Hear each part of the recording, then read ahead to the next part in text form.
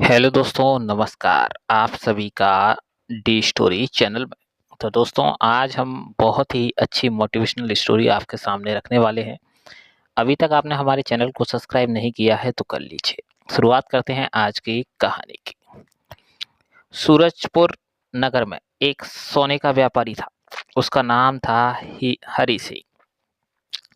वह सोने के गहने बनाकर बेचता था। वह सोने में मिलावट नहीं करता था।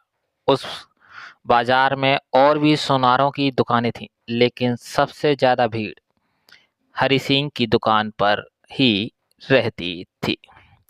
बाकी दुकानदार हरि सिंह से बहुत परेशान थे। दोस्तों, आपने देखा ही होगा, ईमानदार लोग से हर व्यक्ति परेशान रहता है। उससे हर लोग खफा रहता है, क्योंकि सबको बेईमानी की आदत जो पड़ चुकी होती है। तो आज की ये कहानी की अब पूरा विस्तार से शुरू कर देते हैं। क्योंकि वे मिलावट करके ज्यादा मुनाफा कमाना चाहते थे। एक दिन हरि सिंह रात के समय अपनी दुकान बंद करके घर जा रहा था। तब वहां के कुछ सुनारों ने उसे बुलाया और कहा, भाई, तुम तो हम सबका धंधा बंद करवा दोगे। तुम भी हमारी तरह सोने में मिलावट करके मोटा पैसा बना सकते हो। इतनी ईमानदारी से तुम्हें मिलता ही क्या होगा। उनकी बात सुनकर हरि सिंह के मन में लालच आने लगा। वह यही सब सोचता हुआ घर पहुंचा। घर पर उसकी बेटी, जिसकी उम्र 5 साल थी, वह आकर अपने पिता के गले लग गई। हरि सिंह ने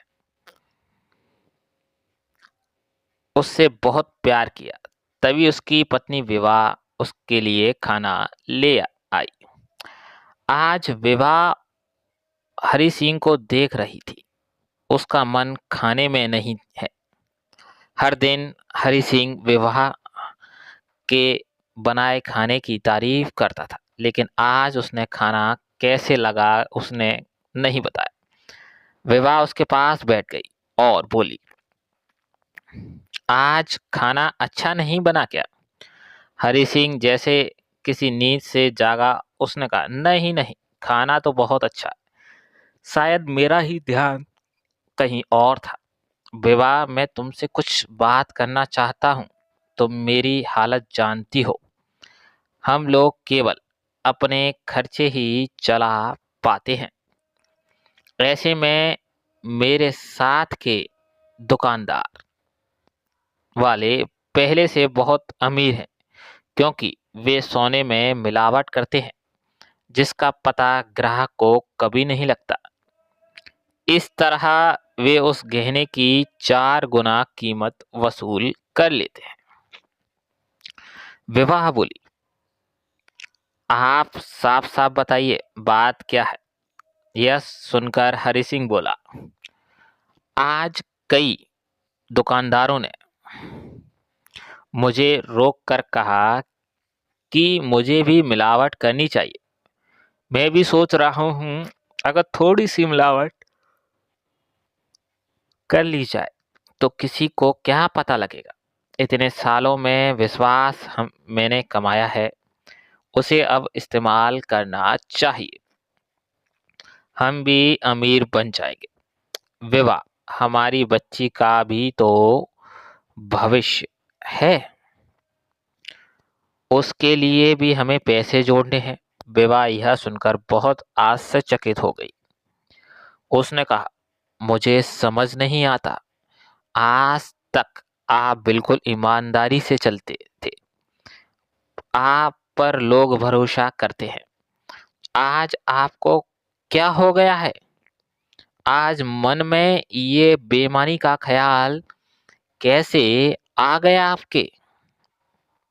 हरि सिंह ने झुंझलाते हुए कहा, अरे तुम तो कुछ समझ ही नहीं रही हो। हमें अपनी बच्ची के भविष्य के लिए ये काम करना चाहिए। कुछ साल ऐसा करके हमारे पास पैसा आ जाएगा, फिर हम ये सब नहीं करेंगे। यह सुनकर विवाह को बहुत गुस्सा आया। उसने कहा, क्या आप अपनी बच्ची को चोरी के पैसों से पाल पोस कर बड़ा करेंगे? यह तो सही नहीं। लेकिन हरि सिंह अपनी जिद पर अड़ा था। अब वह किसी भी कीमत पर अमीर बनना चाहता था। उसने विवाह से आगे बात करना ठीक नहीं समझा और चुपचाप खाना खाकर सोने चला गया। विवाह उसके इस तरह के इरादे से बहुत सदमे में थी। उसे लग रहा था कि कहीं इन पैसों से उनके घर का सुख चैन ना चला जाए। अगले दिन हरि सिंह दुकान पर गया। अपने कारीगर से सोने के जेवर में मिलावट करने के लिए कहा। कारीगर ने थोड़े से तांबे की मिलावट करके जेवर बना दिए। अगले दिन ग्राहक जब अपने जेवर लेने आया तो बोले, भाई हरि सिंह, मेरे बेटी की शादी है, इसीलिए मैंने ये जेवर बनाए हैं। हम लोगों में रिवाज है कि बहू के मायके में ज़्यादा से ज़्यादा जेवर लेकर जाते हैं, जिससे हमारी शान बढ़ जाए। हरि सिंह ने जेवर दे दिए और पैसे लेकर रख लिए।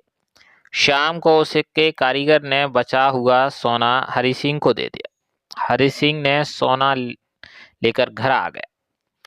उसे अब यह लग रहा था कि अगर इतना ही सोना रोज बच जाए तो वह बहुत अमीर बन जाएगा। कुछ दिन बाद इससे बने जेवर से ही गहने बनाकर बेच दूंगा। उस रात हरि सिंह अपने भविष्य के बारे में सोचकर खुश हो रहा था। इधर विवाह को जब ये पता लगा तो वह बहुत परेशान हो गई। उसने हरि सिंह को फिर से समझाने की कोशिश की, लेकिन उसने अपनी पत्नी को मूर्ख बताया और वह सो गया। रात को उसने सपना देखा कि उसकी बेटी बड़ी हो गई है। उसका विवाह का दिन आ गया है। जिस दिन उसका विवाह था उसी दिन हरि सिंह की चोरी का पता लड़के वालों को लग जाता है और वे बारात वापस ले जाते हैं। हरि सिंह की आंखें खुली। वह पसीने से नहा गया था। उसने विवाह को सपने के बारे में बताया। विवाह ने कहा, आपकी ईमानदारी ही आपके लिए सबसे बड़ी दौलत है। ये काम छोड़ दीजिए। हरि सिंह बोला, हाँ, अब मैं आगे से कभी ये काम नहीं करूँगा। लेकिन अब इस सोने का क्या करूँ? सेठ जी को वापस करना ही सही रहेगा, लेकिन वो मेरी बात का विश्वास नहीं करेंगे। विवाह ने कहा, तुम कल उनके घर चले जाओ और ये वापस करके माफ़ी मांग लेना या कोई बहाना लगा देना। अगले दिन हरि सिंह दुकान पर गया। उसका दुकान पर मन नहीं लग रहा था। वह सारा दिन सोचता रहा, लेकिन उसे तो सेठ जी का पता मालूम ही नहीं था। रात के समय वह दुकान बंद करके घर जा रहा था। तभी उसका ध्यान एक शादी समारोह में गया। वह काफी भीड़ थी। वह भी वहां देखने पहुंच गया। लड़की के पिता गुस्से में अपने समधी से लड़ रहे थे। आप ये नकली गहने लेकर हमारी लड़की को अपने घर की बहू बनाने आए थे? आपको शर्म आनी चाहिए। जब हरि सिंह ने देखा तो ये वही सेठ जी थे जो वही पास में सारे जेवर रखे हुए थे।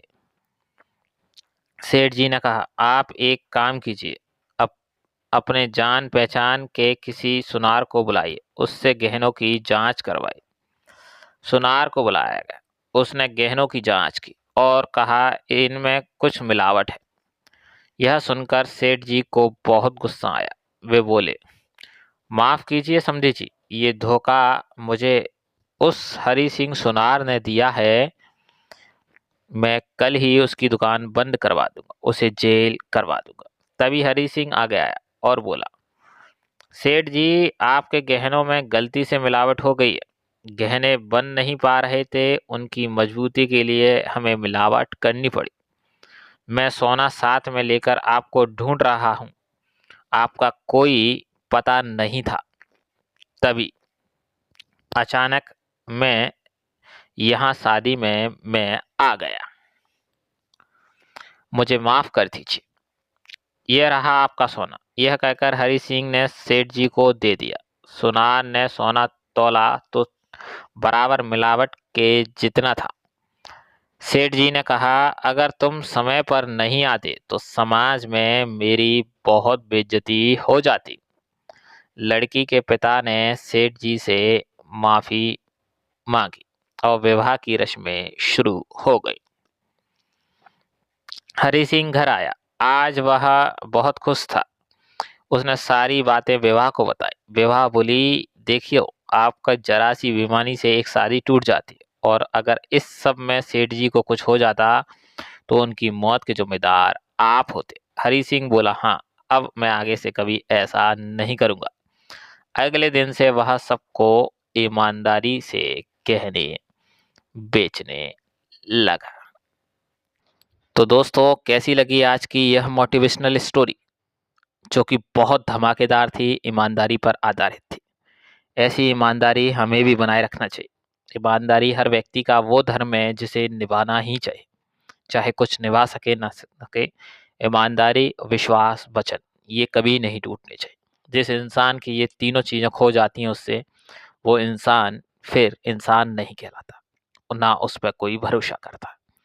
तो आज की कहानी से हमें बहुत कुछ सीख मिलती है ईमानदारी की। भले ही हमें लाख लखपति नहीं होना है, ईमानदारी से जितना कमाओगे, अच्छा कमाओगे, घर परिवार भी सुखी रहेगा।